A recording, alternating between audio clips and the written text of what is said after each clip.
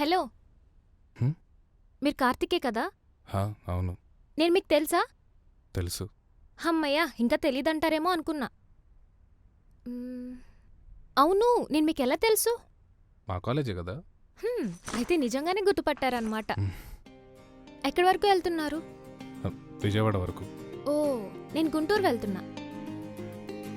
అది కాదండి మీరు. ఒక్క నిమిషం అండి, నేను ఇప్పుడే వస్తాను. ఎక్కడికి వెళ్తున్నారు? వాటర్ తాగేసి వస్తాను. వాటర్ బాటిల్ మీ చేతిలోనే ఉందిగా. అది ఒకసారి వాష్రూమ్కి వెళ్ళేసి వస్తాను. వీడేంటి ఇంత టెన్షన్ పడిపోతున్నాడు? అయినా మనకెందుకులే.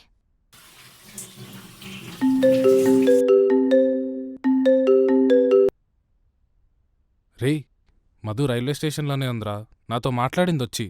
ఏంట్రా బాబు రోజు మాకు ఈ మొద్దుకోవాలా? స్టేషన్లో పడుకుని కలగంటున్నావేంటి? రేయ్ నిజం రా, తను కూడా గుంటూరు వెళ్తోందంట. నన్ను గుర్తుపట్టి నా దగ్గరకొచ్చి మాట్లాడుతోందిరా. నా లక్కేంటో తెలుసా? Train 2 hours డిలేరా. ఏంటి నిజమా?